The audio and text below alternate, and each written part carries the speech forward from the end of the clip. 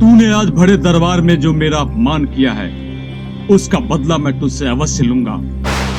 मैं तुझे और तेरे वंश को मलिया मेट करके मगध के राज सिंहासन पर किसी कुलीन व्यक्ति को बैठाऊंगा। मैं जब तक ऐसा नहीं कर लूंगा, तब तक अपनी चोटी नहीं बांधूंगा। ये शब्द थे चाणक्य के, वो चाणक्य जो एक आम इंसान को मगध के राज सिंहासन पर बैठा दिया। पर चाणक्य ने ऐसा क्यों कहा, किससे कहा और इसका परिणाम क्या हुआ, ये सारी बातें आज हम इस वीडियो में जानेंगे। साथ ही इस वीडियो में हम चाणक्य के बचपन से जुड़े कुछ ऐसी बातें भी जानेंगे जिसके बारे में अलग अलग लोगों की अलग अलग धारणाएं हैं।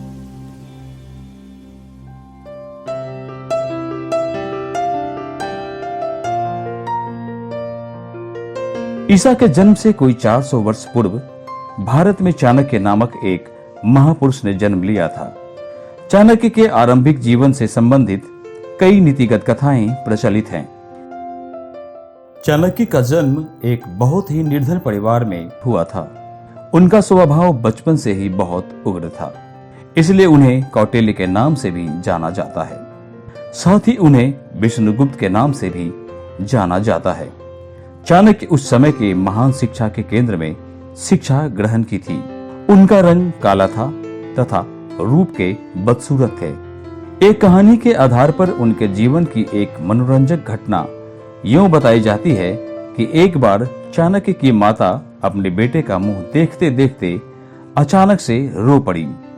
चाणक्य अपनी मां को यूं रोते देख बड़े आश्चर्य में पड़ गए। उन्होंने पूछा, मां, तुम मुझे देखकर अचानक क्यों रो पड़ी? चाणक्य की मां बोली, बेटा, तेरे भाग्य में बड़ा राजा होना लिखा है। तू राजा हो जाने पर अपनी मां को जरूर भूल जाएगा। बस यही सोचकर मेरे आंसू निकल पड़े। चाणक्य बोला, लेकिन तुमने यह कैसे जान लिया कि मेरे भाग्य में बड़ा राजा बनना लिखा है? मां बोली, तुम्हारे सामने वाले 2 दांत बताते हैं कि तुम राजा बनोगे। चाणक्य ने बाहर जाकर एक पत्थर उठाया और अपने दोनों दांत तोड़कर फेंक दिए। लौटकर बोला, लो मां, मैं अपने राज्य लक्षण वाले दोनों दांत तोड़ आया हूं। अब न मैं राजा बनूंगा और न तुम्हें छोड़कर जाऊंगा। तुम्हारी ममता के सामने संसार की सभी चीजें तुच्छ है। इस कथा से पता चलता है कि वे कितने कोमल मन के थे। चाणक्य तक्षशिला के एक विद्वान ब्राह्मण थे। तक्षशिला उन दिनों सभी प्रकार की विद्याओं का केंद्र था। तक्षशिला के समान ही मगध की राजधानी पाटलिपुत्र भी उस जमाने में शिक्षा का प्रसिद्ध केंद्र था। तक्षशिला में अपना अध्ययन पूरा कर चाणक्य और अध्ययन के लिए पाटलिपुत्र आ गए। उस समय मगध के सिंहासन पर धनानंद नाम का राजा बैठा करता था। धनानंद जाति का शूद्र था। वह बड़ा लोभी था और उसने प्रजा पर बहुत ज्यादा कर लगाकर अपने खजाने में बड़ा धन इकट्ठा कर लिया था।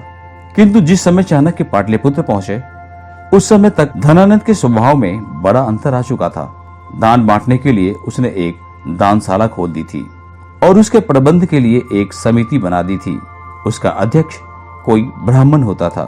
दानशाला में यह नियम बना दिया गया था कि समिति का अध्यक्ष किसी को भी 1 करोड़ तक मुद्रा का दान दे सकता है।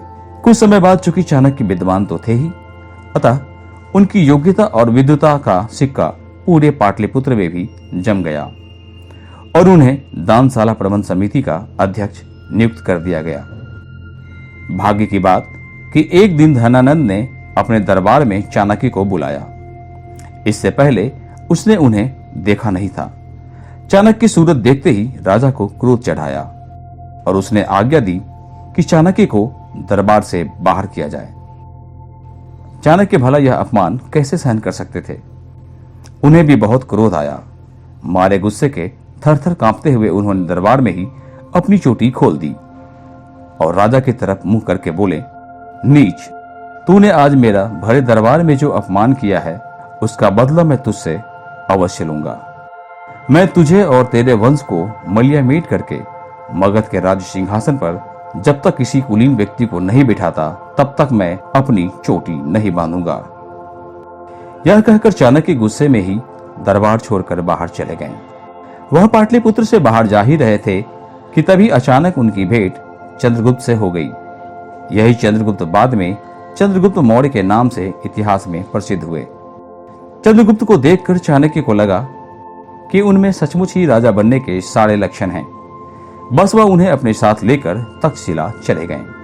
वहां पर उन्होंने चंद्रगुप्त को 7-8 वर्ष तक शस्त्र विद्या और शास्त्रों की पूरी शिक्षा दी और अपनी देखरेख में उसे सब प्रकार की विद्याएं सिखाकर पटु बना दिया।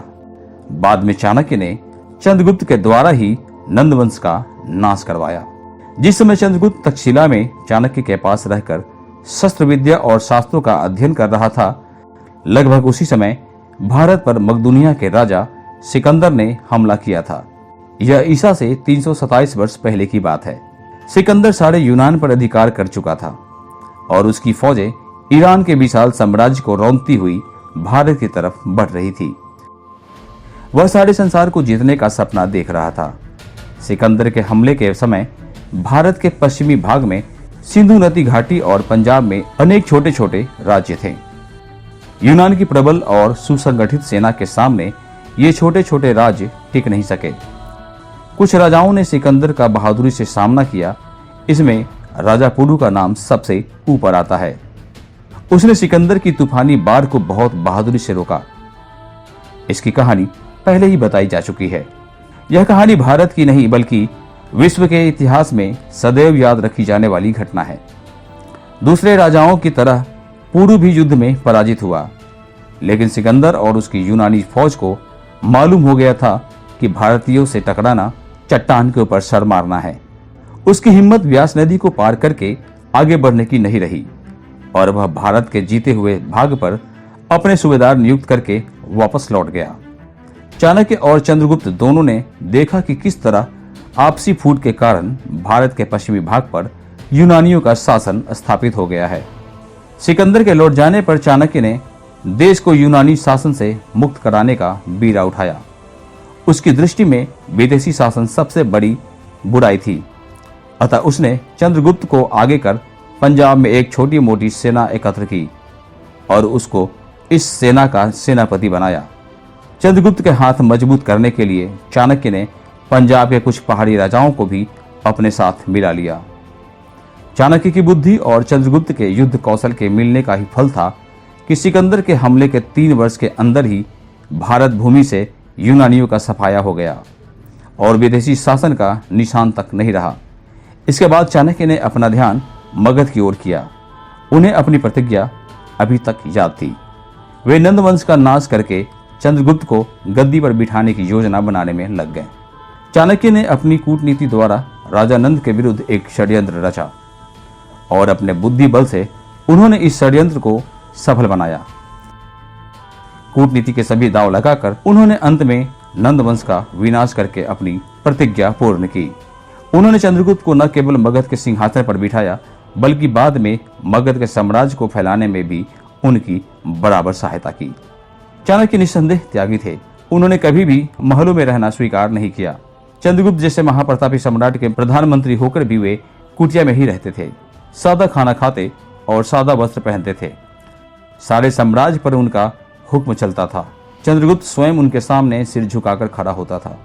चाणक्य के समय भारत में 2 प्रकार की राज प्रणालियां थी, राजतंत्र और गणतंत्र।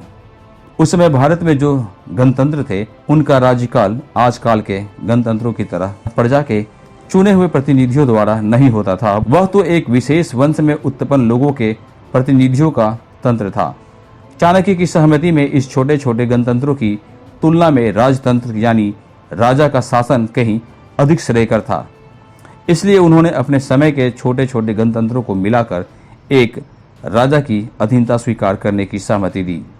चाणक्य के मत में राजा का आदर्श प्रजा के पालन व कल्याण की चिंता करना होना चाहिए।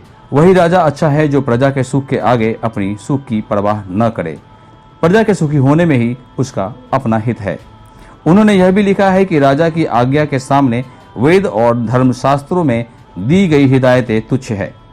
राजधर्म, मंत्रियों की परिषद, राज व्यवस्था, राज के अर्थ की व्यवस्था, न्याय आदि विषयों पर चाणक्य ने अपने अर्थशास्त्र में बहुत विस्तार से लिखा है। यहाँ पर उन पर कही गई इस बात को भी दोहरा देना काफी होगा कि राजा का हित प्रजा में है और यदि प्रजा सुखी है तो राजा भी सुखी रहेगा। चाणक्य की समिति में तलाक और विधवा विवाह की प्रथाएं धर्म सम्मत है। उन्होंने इसका समर्थन किया है। चाणक्य ने अपने बुद्धि के चमत्कार से यूनानी शासकों को निकाल बाहर किया। साथ ही उन्होंने छोटे छोटे राज्यों को मिलाकर एक विशाल भारतीय साम्राज्य की नींव डलवाई।